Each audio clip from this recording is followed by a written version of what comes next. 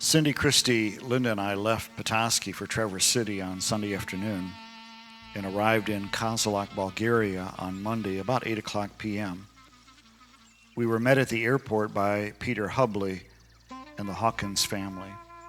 The town of Kazanlak is located in the center of Bulgaria and has a population of about 82,000 people. Kazanlak is known for the production of rose oil and related products. The National Park Museum Shibata is located in the Balkan Mountains. The memorial there resembles a medieval Bulgarian fortress in honor of the Russians defeating the Turks that is symbolized by a lion with a broken chain.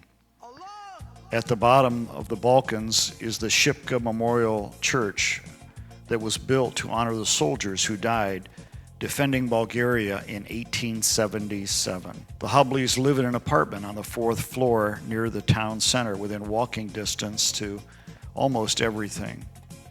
They were a great host and hostess to us. Each morning for 2 hours we went on prayer walks which took us past apartments full of thousands of people, many apartments left from the communist regime. We prayed and walked past schools, hospitals, parks, homes, cafes, and the city center. God's presence was felt and our hearts were broken.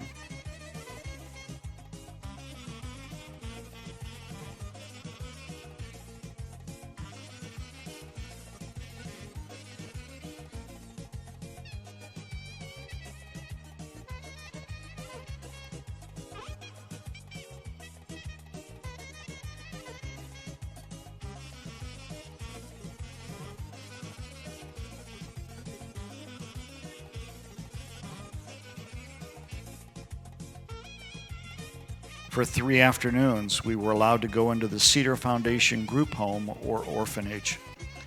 Prior to going, we purchased items and then assembled bags for them to match the items in. This was a special home we discovered as all of the children had special needs.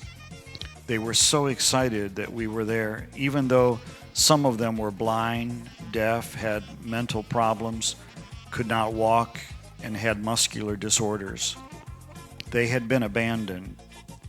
Our hearts were broken, our hearts were touched and saddened as we did our best to love them and show them that they are special and loved by God. It was truly emotional as we had a chance to wrap our arms around these dear children.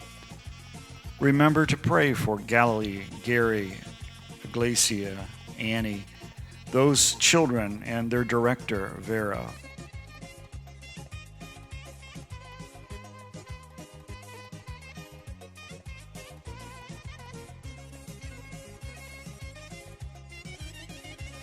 One afternoon, we spent time working on a baseball field to be used in ministry, since baseball is relatively a new sport in Bulgaria.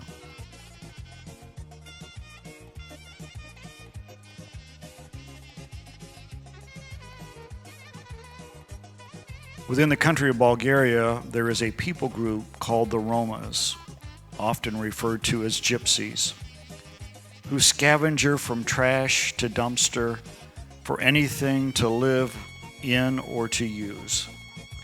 They are the outcasts of Bulgaria and a sad part of this beautiful country. They are often seen with horse or donkey carts collecting or transporting whatever they can.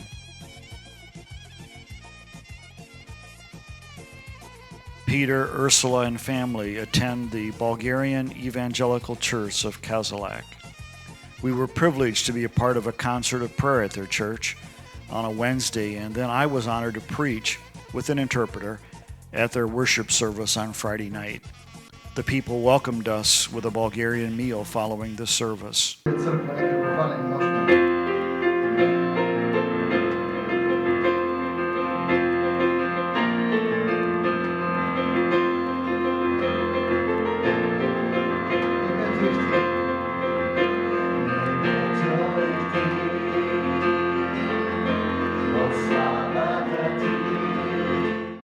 We met Maria, who owns a textile factory and a storefront.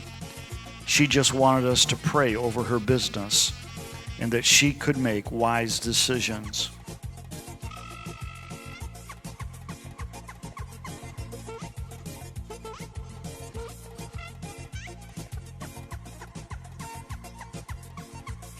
We met Kazimir, who Peter is working with to help him with his English. We shared a meal with him and with the Hubleys. He was very interested in theology that he had already studied.